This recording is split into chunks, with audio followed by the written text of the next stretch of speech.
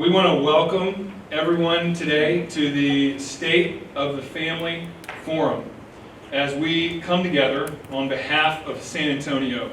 We love this city, and San Antonio is a family city. Like you, we want our city to flourish, but we understand that casualties from the COVID-19 health crisis are cascading indiscriminately across sectors of our society, and they are disproportionately affecting children and families in our city. Families are more than just the core of San Antonio. Families are also the key thread in the fabric of God's design for creation. We also understand that family and the restoration of family is core to the restoration plan of God, who in Genesis 12 called Abraham to himself. And he said that he would bless Abraham's family. And through that family, he would bless all the families of the earth. And so the priority for us as we gather is to have a collective listening session, strategically listening so that we can discover how we can participate in God's work of redemptive restoration for children and our families in this city. We're going to hear from 6 different sectors in our city, 9 different leaders speaking about children and family. This forum has been called by the Redeeming the Crisis Task Force, and it has been put together with Decade of Family. And our desire is that through this, the church will have a deep and collective impact, moving from insulation and isolation, oftentimes apathy, to empowerment and engagement on behalf of our city. This forum will inform you, and it will challenge you, and it will be a catalyst for engagement and empowerment. We have over 28 different churches and organizations that are represented here in this room. All social distance, all have the air purifier back here. We all have masks on. We want to be safe. But we also have 9 panelists.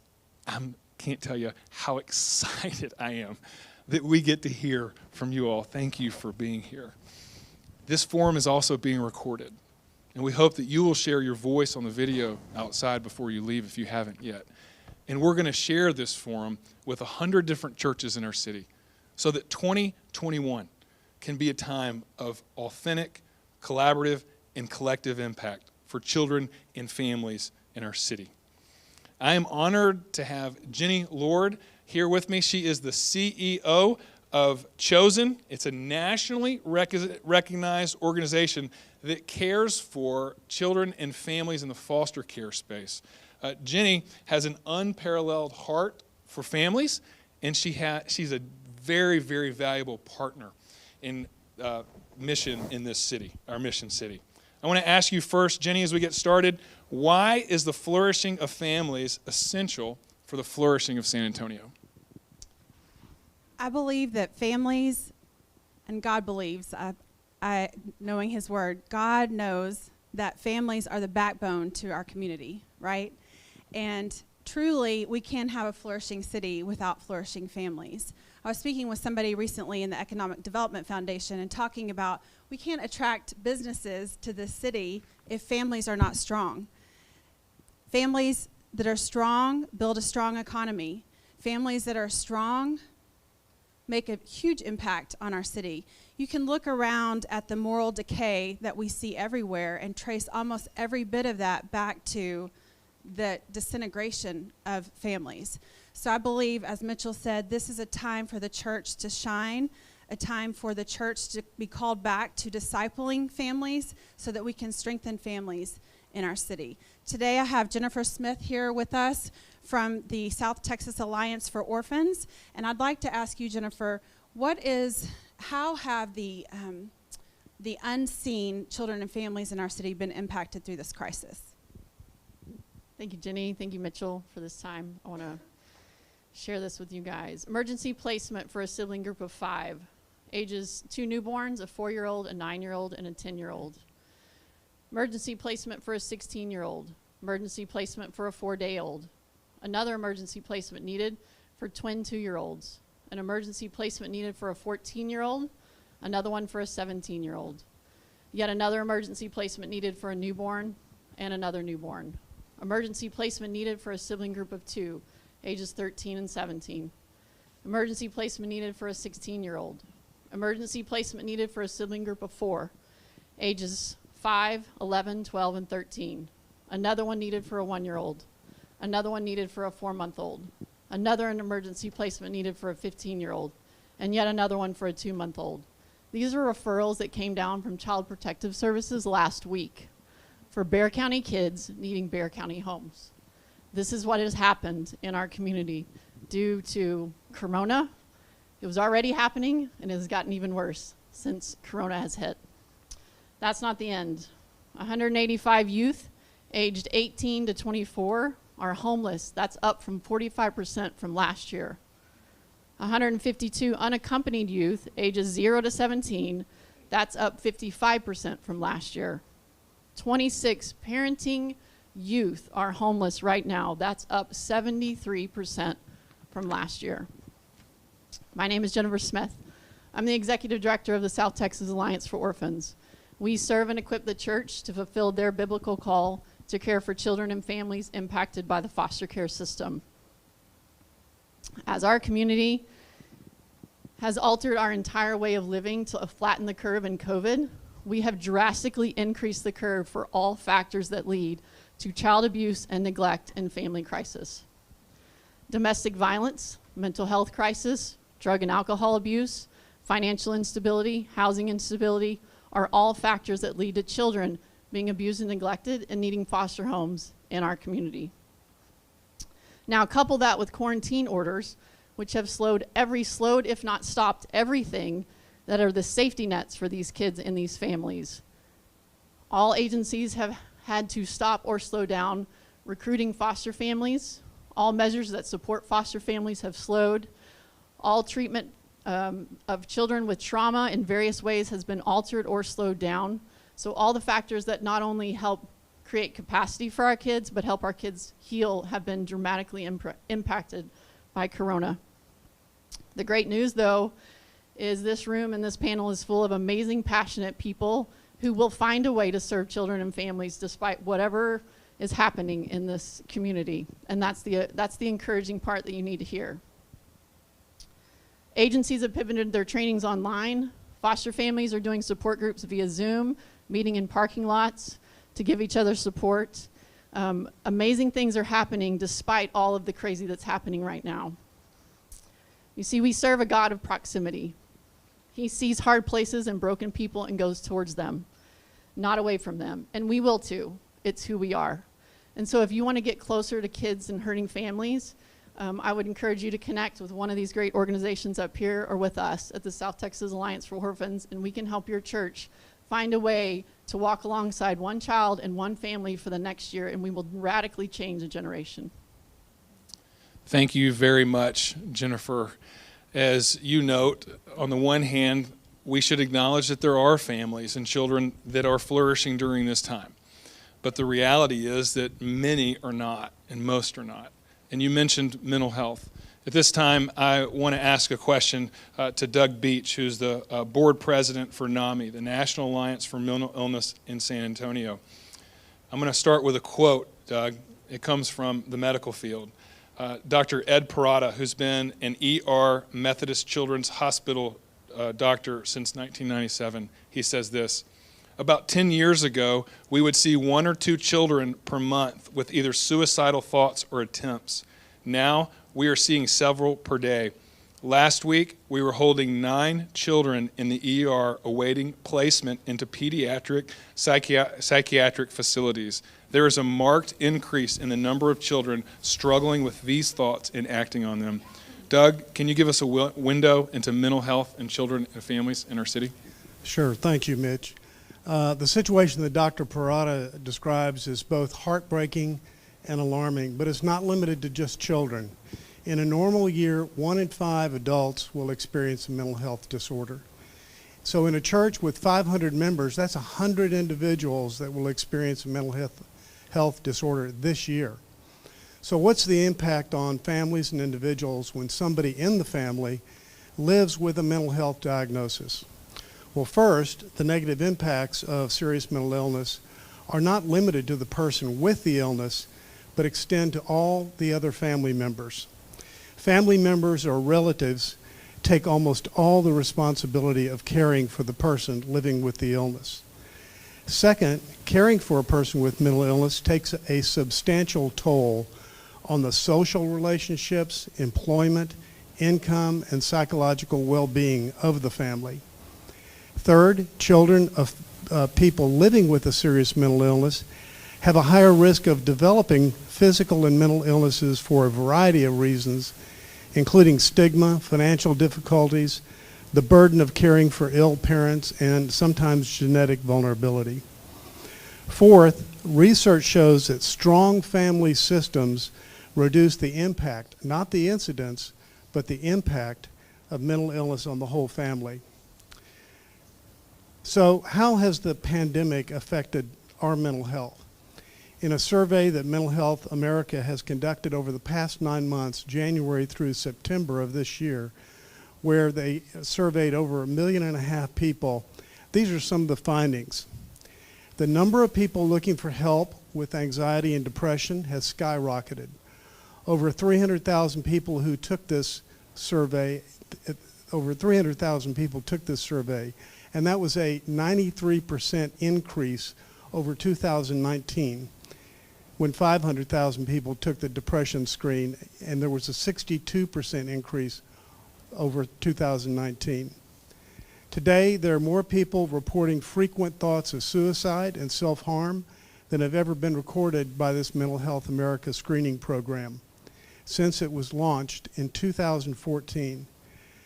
Since COVID-19 pandemic began to spread, there's been a 37% increase in people who have reported frequent suicidal ideation.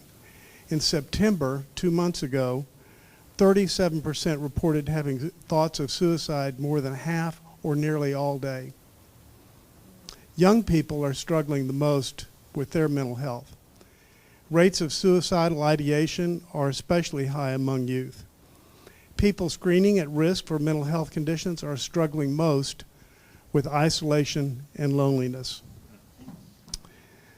And all this is occurring in a state, Texas, that is ranked as number 3 in the prevalence of mental illness in the country, and number 51, 50 states in the District of Columbia, in access to care.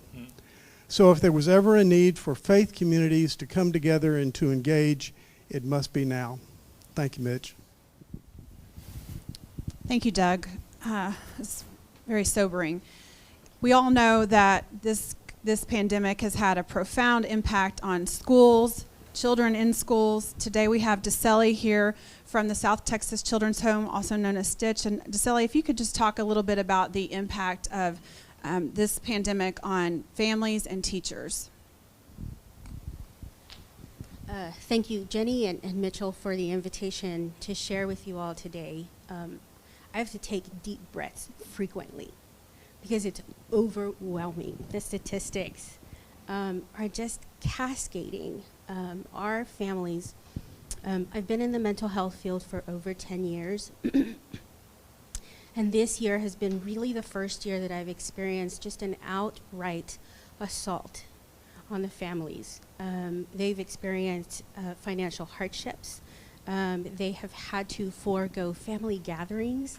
The parents have had to teach their kids at home. Just an overwhelming assault, again, on families. And so I think if there is any positive, and I use that word lightly, out of this place that we're in right now, it's that we are now having conversations about mental health, where before we weren't having them as often. It's coming to the light. And now, more than ever, we're having the conversations, too, where people are describing their feelings about depression and anxiety, and the person that you're talking to knows exactly what you're talking about because they're experiencing the same thing. So we're not alone in the place that we are, and I think that the way that we can tackle this together, and if we're going to help people find any kind of meaning in their circumstances, it's going to be to acknowledge the fact that what we are doing right now is hard. And we are all struggling. No one has gone untouched by this pandemic. We are all struggling. And the second part of that is that when we connect with people, we must commit to listening without judgment. Because that's going to deepen the connection, and it's going to deepen the relationship that we inherently come with. We are a people of community. We were not created to live life alone and in isolation. And so it's sobering to see this many people in this room and more virtually that have the same heart for helping people. And so together collectively, we begin to create and deepen relationships with other people, then we can get beyond this and we can begin to build resilience, which is a key factor in mental health. So I'm very grateful for this time to be with you. Well, we're grateful for your partnership and collaboration, Gisele. And as we focus more on education, we talk about the brain and mental health. It is an organ like every other organ. But you have to have a huge heart to be serving in education. And Pam Ray, who is a principal at Idea Ewing Hosel Public School, we would love to hear your heart and what you are seeing for children and families through education. Thank you, and thank you for the opportunity to be here and share my very humble experiences and that of my colleagues in education. I'd like to start with some of the bright spots that really touch my heart when I reflect. Families are showing up, and what that looks like is extended families, grandparents, TIAs, TOs, everyone's like showing up, running errands, coming to the school to pick up laptops, and some of them are really just doing the very best that they can to rally and support their families. There's also been an increase in family time for some families because people are being home and there's not as many pull factors for people to be leaving and finding excuses not to be with family. And I think they've rediscovered some really meaningful relationships, and some adults have stepped into lives that they've not been in a while. And I think I just want to add one more quick bright spot is like parents are learning more about what the childs are learning at school, and I think there's a deepened respect for what's happening at school, and parents are really trying to understand that more and trying to be more involved. And I think after this, that's going to go on and carry a lot of momentum for the family and for children. I would like to speak to some of the things that I'm still discovering, and I think outside of the COVID initial impact of people jockeying to try to make sure they had the resources they needed for their families, most importantly, food and shelter. And so we had to, as a school, step back and really understand that that is the most important thing that families are trying to rally around and make sure that their families have. And at that first instinct, the schooling wasn't the biggest priority. And I'll just share with you personally, I had to step back and realize that that was the right thing. Academic gaps are growing, and that's really obvious, but it really is big, and it's really happening. And we can't afford to continue to do that. And particularly with our students with disabilities and our English learners, we're seeing that as they're not accessing school as much, or maybe going back to Mexico or their native countries in this time to serve their extended families, they might not be accessing their education or other English speakers. And so if that's the way they're accessing their learning, that could potentially be a gap in something we're learning. I think most important to me, we're feeling that children in a lot of cases are feeling invisible. And that's emotionally and physically. And that's hard to say because it's, in some cases, they may not be feeling like they're seen or heard. Lack of in-person contact, lack of connections. We all know those connections are really important. And in some cases, we really are watching deeply for the adequate supervision that they have that at home as they're accessing their learning.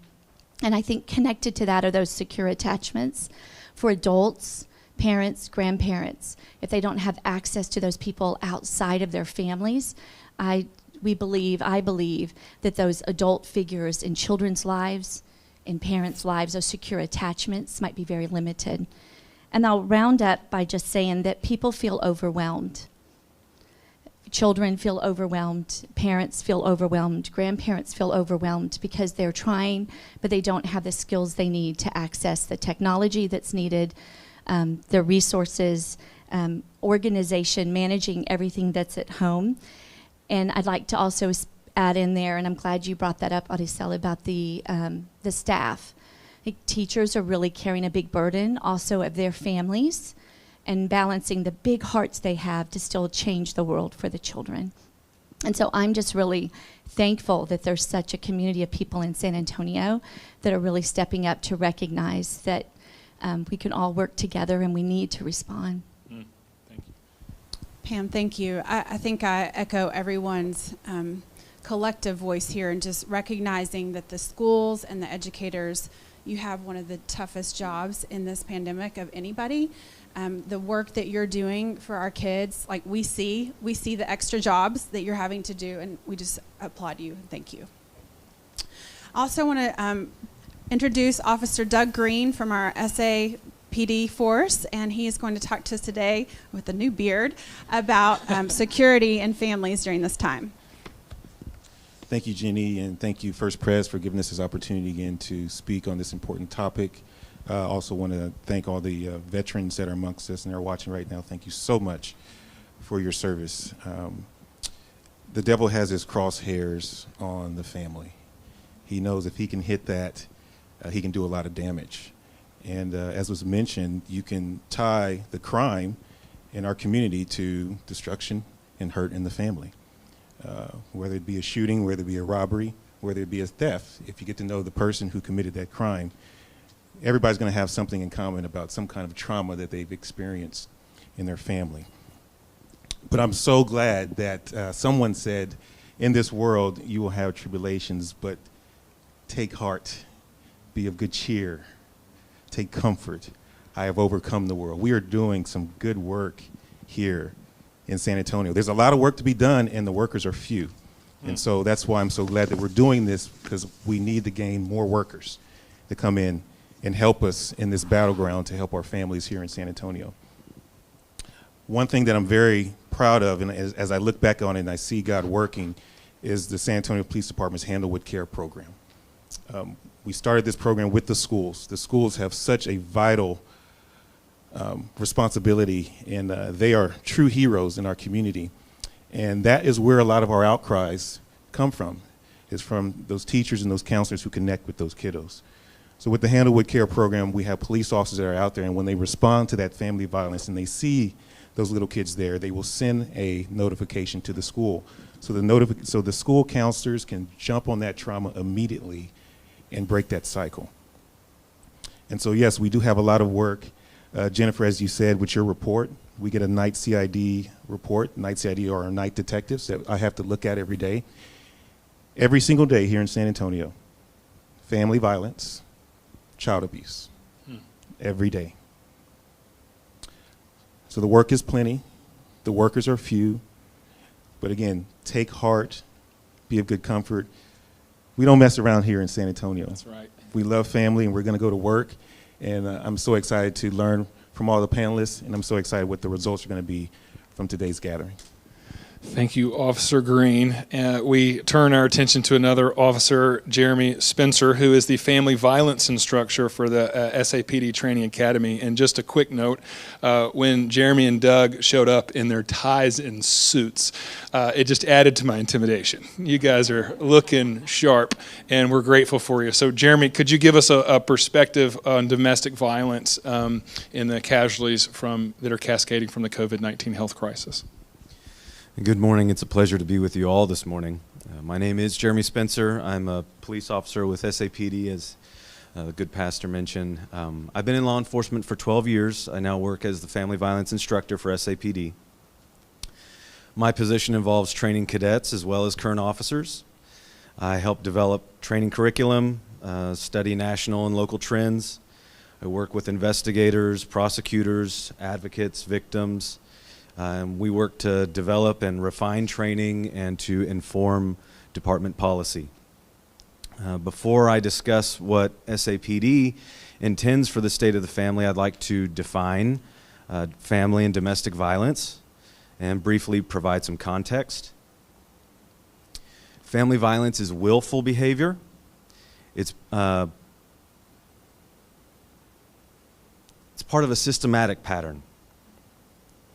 It involves power and control, and it's marked by physical violence, sexual violence, psychological and emotional abuse. Statistics are not easy they're inadequate to measure the prevalence and severity of family violence. That's for many reasons, but based on the measurables that we can analyze, San Antonio and Bexar County, I'm sorry to say, has the highest and most lethal incidence of family violence per capita in the state. In working to combat this issue, SAPD cadets far exceed Texas minimum training requirements. They devote more than 28 hours to the study of family violence, human trafficking, and missing and exploited children. The cadet training curriculum takes a victim-centered, trauma-informed approach designed to educate them on the dynamics of family violence and how to appropriately intervene. In addition, current officers return to the training academy every year for additional training, continuing training, and they attend trainings well beyond what the state requires. And this often will include advanced investigative techniques relating to family violence. My goal with each new officer joining SAPD, and I admit freely and openly that much of this comes from my own personal experiences as a foster to adopt parent, along with my wonderful wife. We're blessed and so thankful to have been able to adopt 3 beautiful girls. That very much guides my approach, and my hope is that these cadets will recognize the opportunities laying just before them as they're preparing to hit the streets. I am consistently moved by their willingness to share how their own lives and their own paths were shaped by matters involving the family. For so many of our officers, they have a deeply seated desire to protect and serve the most vulnerable in our community. And my hope is that their approach to family violence will always not just be as a law enforcement officer, but as a victim's advocate, and that they will fight against family violence, not just with handcuffs and a badge and a gun, but also with knowledge and empathy. Thank you very much. Thank you, Jeremy. I know we're going to hear from Heather, but I just want to ask one quick follow-up question. Tragically, we lament the reality that we lead the state as a county in domestic violence. Have we seen reports of domestic violence or calls rise during this COVID-19 crisis? The short answer is yes. The initial indicators, which of course it takes time to process the information coming in, but that there is a severe increase in family violence and intimate partner-related homicides. Thank you for sharing that, and thank you both on behalf of the SAPD for all that you do for our city. Yeah, thank you, Jeremy. I just want to echo what you said. You know, being known as having the highest incident of family violence and homicide in the state per capita, being known for that that's not a badge of honor that we want, right? And I know, and like Jennifer was talking about the removals in foster care, we have the highest removal rate of kids per capita in the state as well. These are not things that strengthen our economy or strengthen our community. So again, the church, this is an opportunity for the church to shine, to disciple families, to teach them how to deal with anger, how to process emotions, how to cope with stress and the stress during these times. I want to introduce Heather Pullen from CHRC, the Hope Center in our city. with multiple locations, caring for really the most vulnerable in our city. Heather, can you share just a nonprofit perspective today about the families that you're seeing on the brink? Thank you, Jenny. And thank you all for inviting us to be a part of this panel. So it's hard enough to handle the stress of these times, but the reality is half of families in San Antonio do not make a living wage. And more striking, San Antonio ranks #1 for the most impoverished city out of the top 25 metropolitan areas, according to the U.S. Census Bureau. With the shutdowns that occurred due to COVID, San Antonio families who are experiencing poverty were impacted even more drastically. Because many of our residents rely on the restaurant, hospitality, and tourism industries, we began to see families who were already struggling begin to struggle even more. During the shutdown, the SA Hope Center transitioned our services to distributing emergency food boxes. People were able to just drive through, and we would put a box of food in their car for whatever their needs were. Part of the requirements that the food bank had for us was that we would ask them a series of questions. And one of those questions was, what is your household income? And something that we frequently heard as a response was there'd be an eye roll, a dry laugh, and they would say, nothing now. And that led us to be able to ask more questions about their situations. But we talked to many people who were in tears. They'd never had to ask for food. They didn't know how to apply for benefits, and they were scared because they needed to provide for their families and didn't know what to do. Currently, even though businesses have begun to reopen, we still see a lot of families and children who are staying at home. Even children might not be able to return to school, or a lot of parents are still scared to send their children to school, so they are forced to stay home with them and instead of working. At the same time, we're also seeing children who were relying on the schools for their only meals of the day now not receiving those meals at all. So how do we combat those issues? Last week, San Antonio voted yes to approve an $80 million workforce training and readiness program for those in our city who have lost jobs or need to secure better employment. In addition, the SA Hope Center continues to have major partnerships with First Presbyterian Church, where we have a satellite location in the Kingdom Restoration Lab. After 2 years of being down there, we now have 2 offices. We have 2 general case managers, a job readiness specialist, and as of last week, a housing specialist that was made possible through a major grant from the state with funds that come directly from COVID relief. We also have a major grant through the United Way and the City of San Antonio with an agency called Restore Education, where we are able to work with clients in order to obtain their GEDs or various workforce certifications. In addition to employment, we are providing a support system through our programs based on one-to-one relationships to make sure that individuals and families we serve have access to spiritual care, housing, financial literacy, parenting classes, health education, and many other services. Our community partnerships with First Pres and other community nonprofits are critical to making San Antonio a place where families can thrive. Thank you very much. And partnership is essential now more than ever. In humility in partnership, in building trust, knocking down barriers that lead to turf wars is paramount for us to understand. The 2 largest entities in our city would easily be the government and the church. And no pressure, but I have the joy of welcoming Michelle Lugalia Holland, who is make sure I get this right now, the Director of Policy for the Mayor's Office. We thank you very much for taking time to be with us. And Pastor Bill Tucker, who is the Senior Pastor at Concordia Lutheran Church.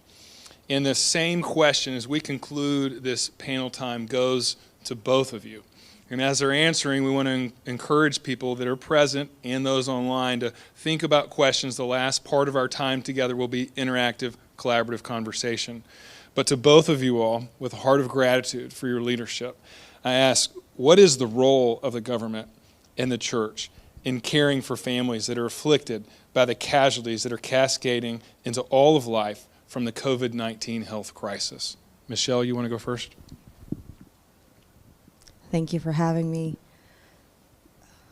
When I was thinking about that question, I think the one thing that we've been asking ourselves at the mayor's office is, what has the pandemic taught us about the necessary work ahead of us?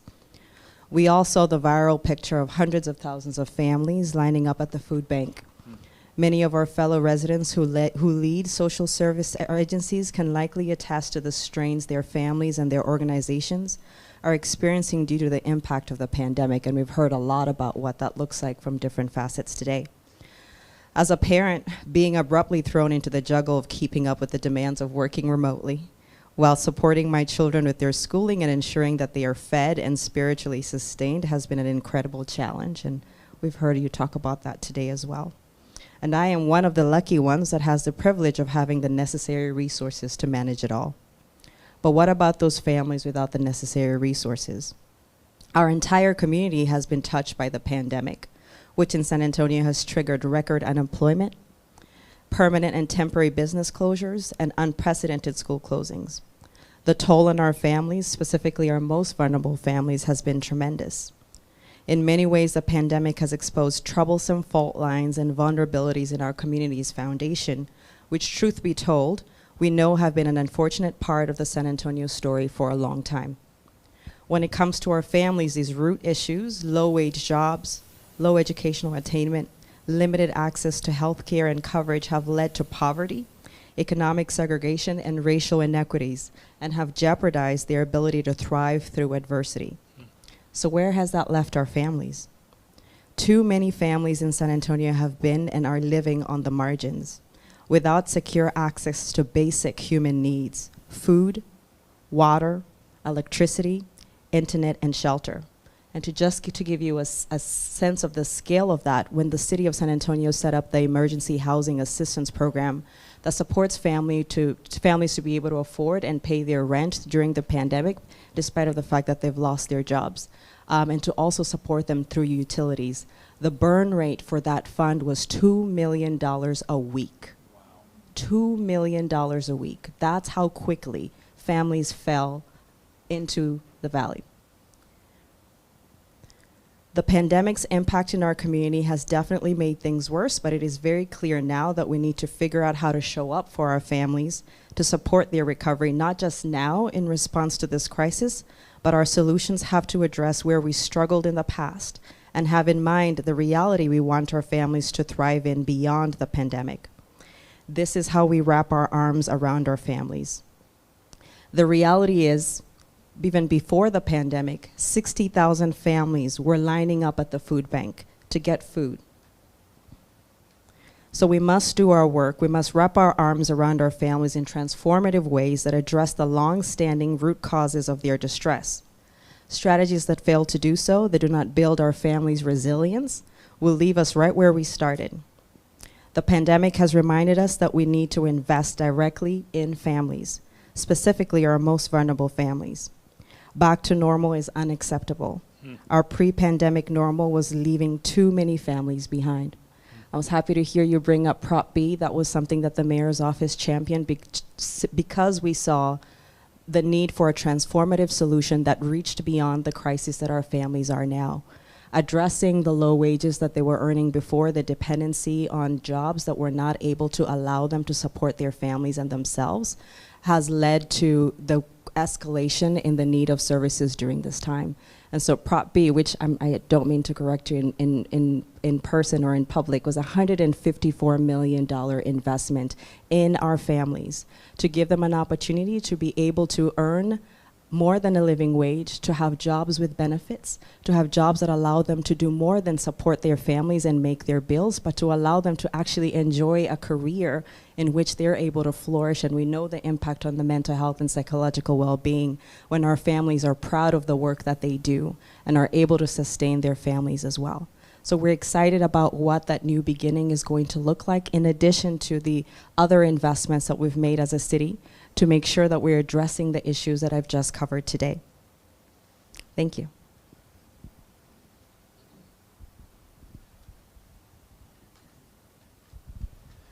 Thanks for the invitation to be part of this conversation. Well, as you hear the statistics, it's devastating. We know it's bad, but we don't always have all of those numbers and all of those details to realize how deep the pain is and how tragic this crisis is. Way back at the beginning of the COVID-19 season, I sent a note to my kids. I have 3 adult children. They're living all over the country. And in the note, I was encouraging them during this time, at times that are hard, and times that are dark and confusing, and times where we don't necessarily have answers to lots of the questions we feel like we need. My encouragement was to stand up and to be courageous. And to be sure that they were doing more than was required of them. And there were 2 reasons that I said that I wanted them to do that. Number one, because the people around them will notice, and it'll make a difference in their view of them in the days ahead and in the seasons that come after this. But the second reason that I wanted them to do that is because when we go through difficult times, when we stand up and we're courageous and we do more than is required of us, it changes our view of ourselves. It leads us to realize that we have gifts and capacity beyond what we realize day in and day out. I think it's time for the church to stand up and to be courageous and to do more than is required of us. It's for the sake of our world, not just our community, our world, but especially where we live and where we worship and where we thrive, many of us. We have a chance to give hope, to bring hope to our community, to let people see, and when the church does that, people notice. But the second reason, just like I shared with my kids, is because I think the church in many respects has fallen asleep. I don't think we realize the capacity that we have. I don't think we realize the power that we have.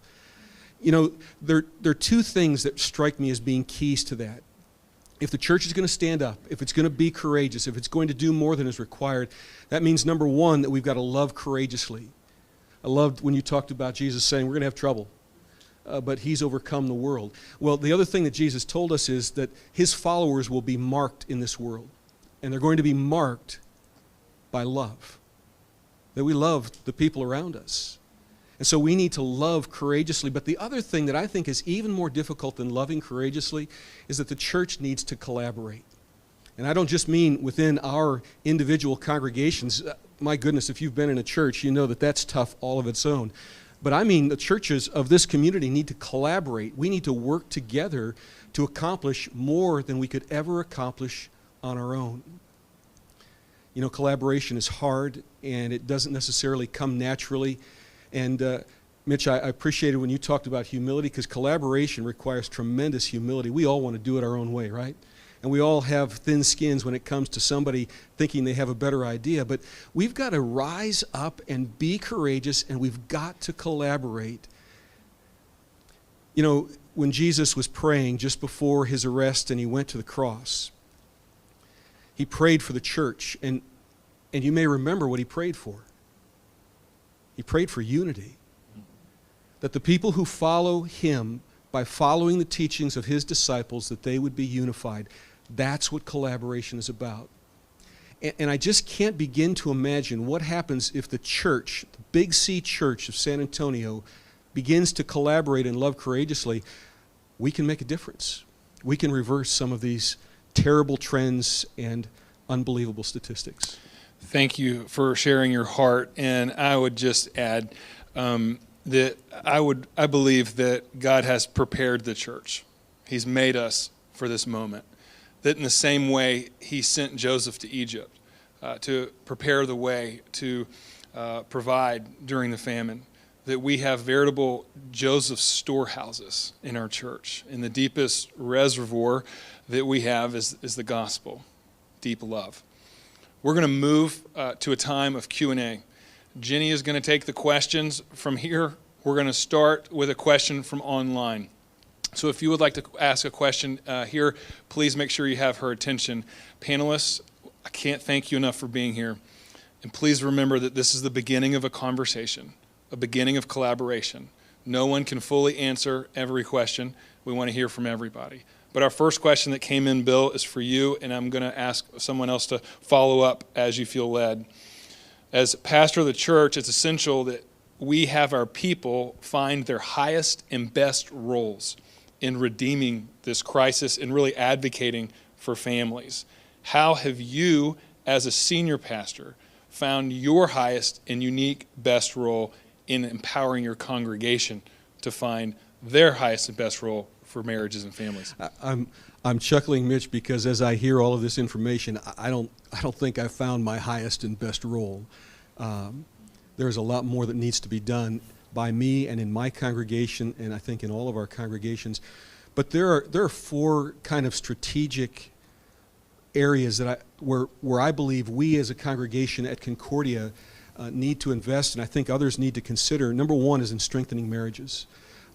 Families can't be strong if marriages aren't strong. The second thing is really empowering parents to do the job that God has given them. We've discovered during this time that some parents are amazing and other parents struggle with the role. My goodness, online education. The spectrum is enormous between parents who are able to facilitate that very difficult process and parents who really don't know what to do and sort of are absent from the whole strategy. The third thing is our schools, and we talked about schools, and there were great information about our schools. But coming around our schools, imagine if our congregations adopt schools and pray for schools and lend support to the schools right in our own neighborhoods, the power of that. The last thing is, again, hearing from these agencies. We need to partner with these agencies, but we need to partner with hundreds, if not thousands, of other agencies in our community. That collaboration doesn't just end with the church working together. It's with the church working in the community with other agencies and nonprofits and organizations to make a difference. Thank you so much, Bill. I will say that one of our participants here in the room is the head of School Connect, and we have a remarkable corridor for embracing schools and campuses. And there we'll find when we step out in faith towards collaboration that God's gone before us, and He has provided a tremendous network through the church. Anybody else want to respond on before Jenny leads with a question on how to help people find their highest and best roles in response to this crisis? No one? All right, Jenny, you want to get one of our questions from here? Hi. Sorry. Really quick. So, underlining conditions, right? That's what we hear with COVID. And knowing that being prepared to have health and wealth to fight things is really important. Is there any suggestions or resources for families that could help us be healthy going into these strenuous moments that you guys are aware of, or something that we could point our families to just to help prepare them and get them ready and not get to a place where it's just, the end of the world, And so do you guys have any suggestions that we could, because I work at a church and I would love to be able to point families, not at the deepest moment, but try to get them healthy before it gets really, really bad and severe. Do you guys have any suggestions? I guarantee that this panel's got suggestions for tools. Please don't be, we're bringing our A game here, so Michelle. And I can start on a very broad level. My background is in public health, and so upstream solutions are always something that have always been identified as one of the best and key investments that you can make.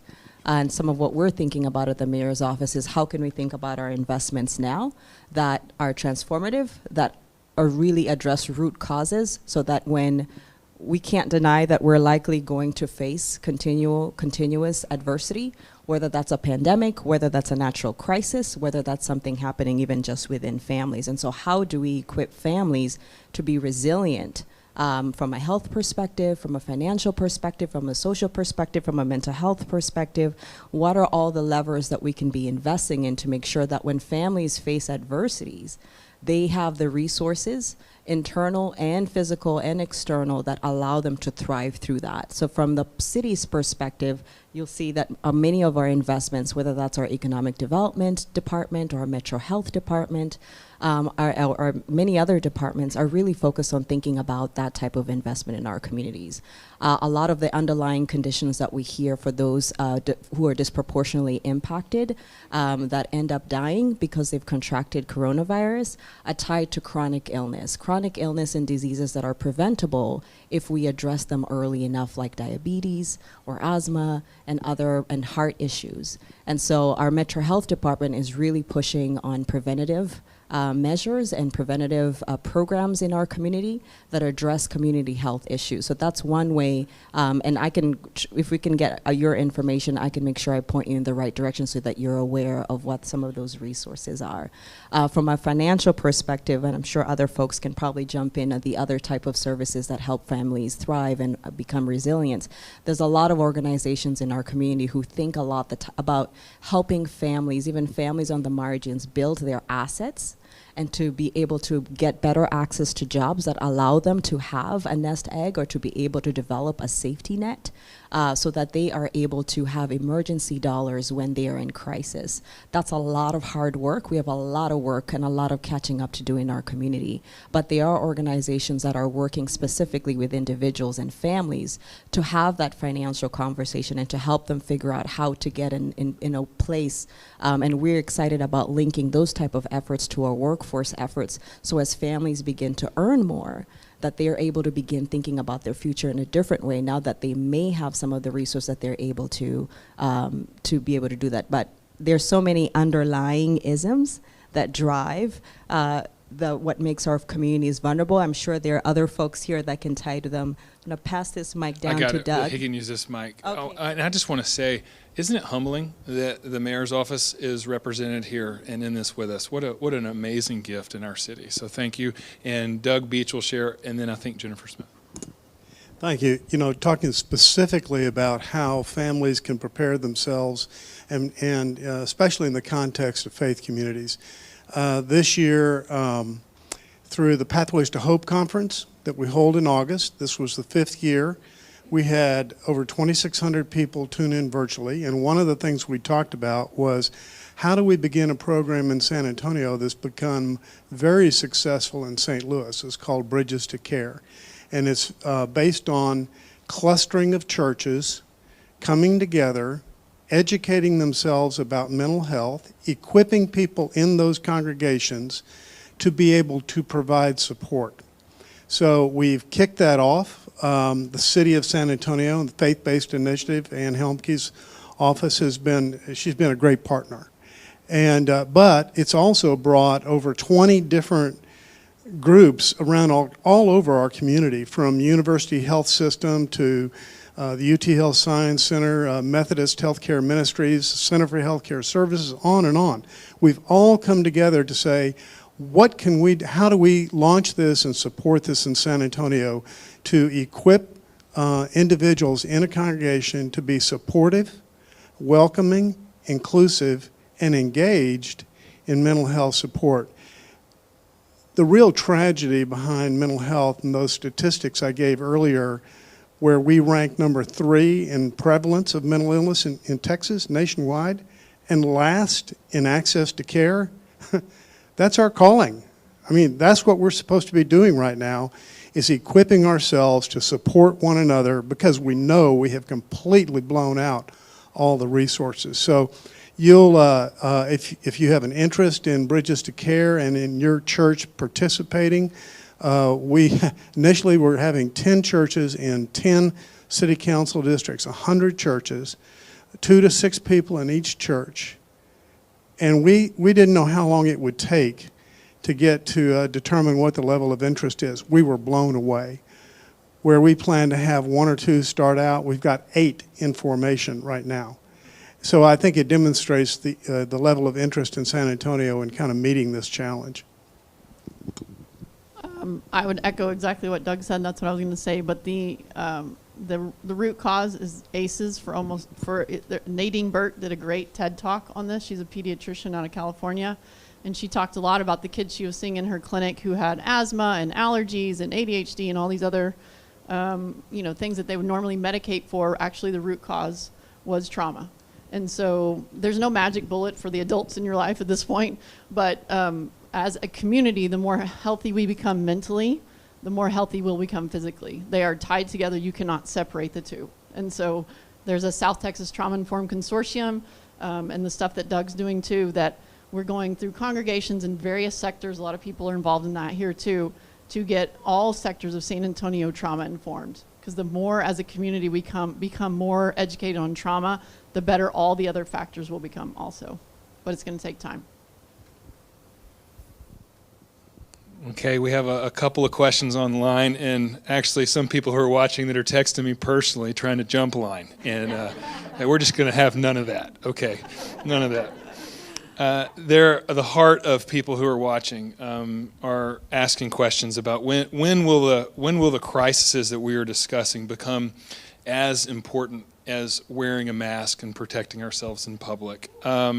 There's a question here about how do we intervene and stop these crises before they're happening? Michelle, you mentioned the upstream realities. There's a question here about the need for the church and our faith community to begin in prayer, possibly 40 days of prayer and fasting.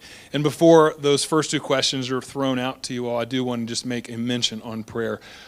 We have had Pray SA now since August, and you might remember the first Pray SA that was over at the Freeman Coliseum. That continues to happen on Sundays over at San Pedro Park, and it has been a phenomenal collaboration of people who are praying. And if you want more information on that, to join the prayers, please talk to us afterwards, or email, or just text me personally, which some of you all are doing. But would either panelist, any of you all, like to mention, comment on? Not the toolkit one we did, but how can we get upstream and begin to prevent some of these things so that the casualties don't continue to cascade?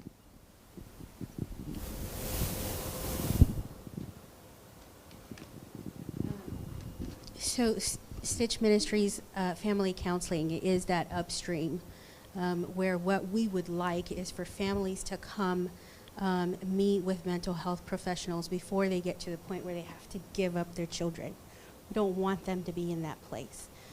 And we offer family counseling on a donation basis, because we know that's just the way we've always done things, but we know now more than ever that people really are in that place where they have to choose between feeding their children and providing care for them. And so the other thing that Stitch Ministries has done is partner with School Connect and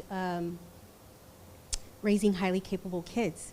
Margaret Judson and I teach classes to empower facilitators to teach a curriculum that is evidence-based, that allows parents to help their children develop assets that will help them become caring and profitable adults, right? And so in counseling, what I say to parents is that if we're not affecting the head of the system, then what we're doing with the children in our office isn't helping. And so children function as a part of the system, and we have to affect the head of the system. So if we can do that by putting skills in the hands of parents so that they can help their children develop those skills, then we have provided an opportunity for children to face the challenges they're going to encounter when they leave home one day. So Raising Highly Capable Kids does that. Our School Connect program with Margaret connects businesses and schools and churches. And so we are helping them build relationships with schools so that when the school has a need, they know exactly where to go to get the need that needs to be met, because we have organizations and businesses in the city that have the capacity and that have the financial means to be able to provide that if the school doesn't. So School Connect, family counseling, raising highly capable kids, those are all ways to engage in a way that is going to build resiliency with families and prepare them before the crisis ever comes. Anyone else going upstream? Michelle, Officer Green, why don't y'all just go in order? We'll go Officer Green, then Michelle. And, excuse me, thinking about counseling, there's the stigmatism that we have to battle as well on people looking at counseling as weakness. I will go ahead and say, maybe it's for someone that's watching right now that's thinking, myself, Officer Green, I'm going through counseling right now because this is heavy stuff. I have a good support system through my church and through my home, through my family. But it's good to sit down with a professional and really dig deep into your soul and talk about some hard stuff in a private and safe environment. So trying to find ways, I haven't figured out the answer yet, but maybe it is somebody in a position like I am saying, I'm seeking counseling, I'm seeking help, I need help, I'm not okay. And that's okay, but it's not okay to stay that way. And so us together collaborating, moving forward and encouraging these families, we know you're broken, it's okay to talk about it. There is a safe space, we want to help you. We don't want you to walk through this alone. And again, together we're stronger. So just that encouragement that trying to get past that stigma of counseling being a weakness. Thank you so much. As you pass the microphone to Michelle, or she has one, I just want to note both of the upstream responses were in different directions. One was the family system, the head of the family, working collaboratively with schools on behalf of children, really trying to intervene before the downstream casualties go too far. The other was individually, and that's really the benefit from the church. To go as far upstream as possible is to begin to allow the gospel to transform us as individuals and allow the love of Christ to really work in our hearts. We're free to be broken. In fact, we might find there's a deeper beauty in our own lives individually when we're honest with that and we allow the love of Christ to heal that. So thank you for leading the way in that, Doug. And then, or Officer Green, excuse me, and Michelle, you wanted to respond. Yes, I'd be remiss if I didn't mention, I'm reading a book right now, which I highly recommend. It's called Caste, The Origins of Our Discontents by Isabel Wilkerson, who also wrote a fantastic historical book that tracked the families who moved during the Great Migration from the South up to the North and particularly the Midwest. And she uses this wonderful metaphor in her book where she talks about the fault lines that cause earthquakes and how researchers have shown that we are constantly underneath. And we didn't have the technology to sense this before, but now we do, that the earth is constantly shifting underneath us. And over time, that could build up to something that's disruptive and actually destroys communities, but that the role that racism plays in our community serves that same purpose. And I think this year, starting last year actually, our whole nation has been invited to have a conversation that we have struggled to have, and to have a reckoning that we have struggled to facilitate, and to have a sense of experience a sense of accountability through our works and through our own internal transformation that we continue to struggle. I think there's a role for communities to grapple with the impact that racism as a root cause in this country has on our families through our policies, through our institutions, through our individual interactions every day that impact the well-being and the ability of our families to thrive. And until we are able to distill and to recognize and to accept that has continues and is a part of our story, we will continue to see disproportionate impact across a series of outcomes, whether that's education, mental health, financial well-being, public safety, that particularly targets and impacts African Americans specifically and Latino populations and Native American populations in this country in very different ways than other folks in this country.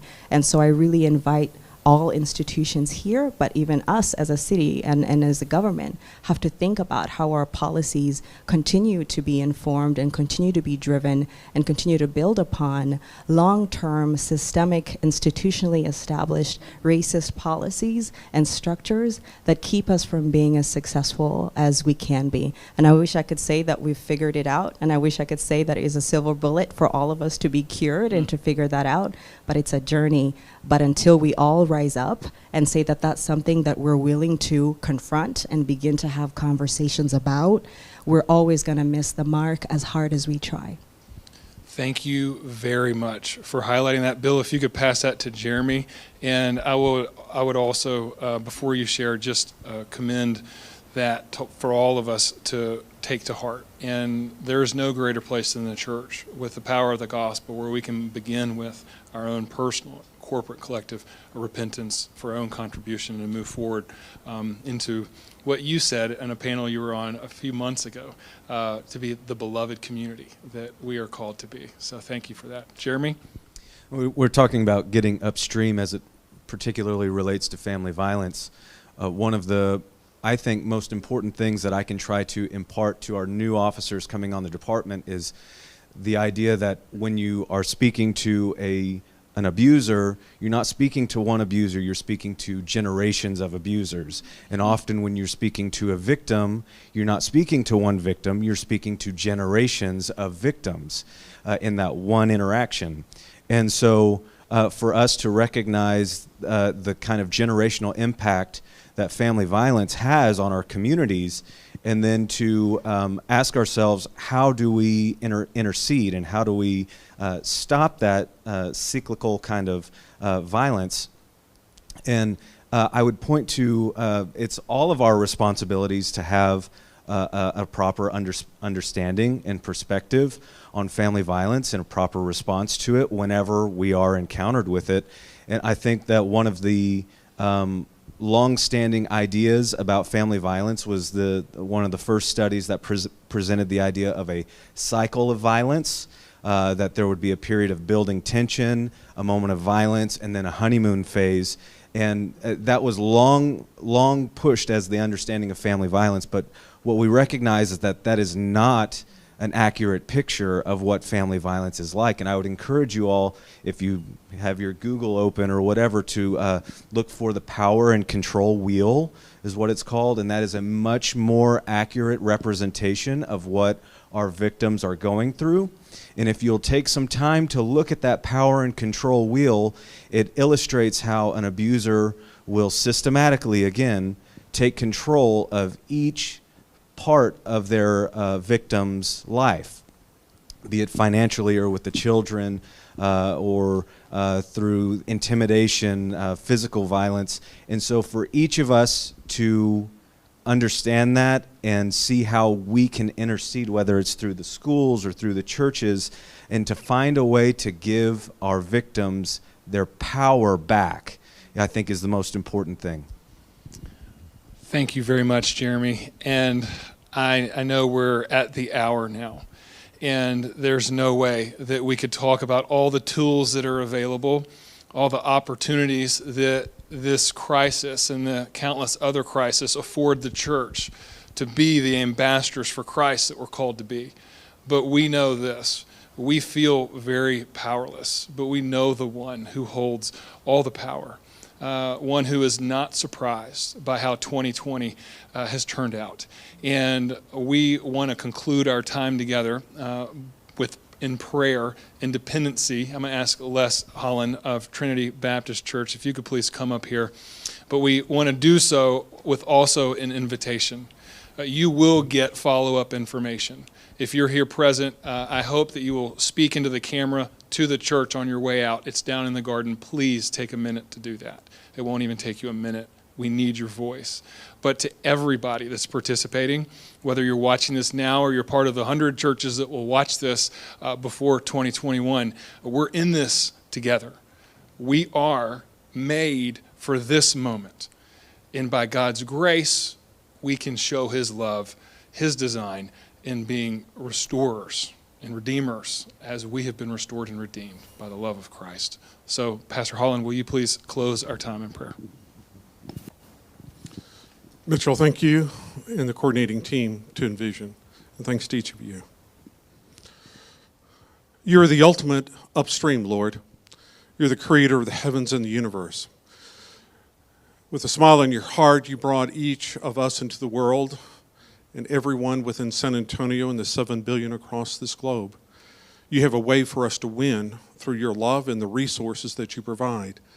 You've given us the opportunity and responsibility right now to be on the front line of leadership in the life of the church, in the life of non-for-profit organizations, in light of the city, in order to be your problem solver and trusting your promises to create a pathway.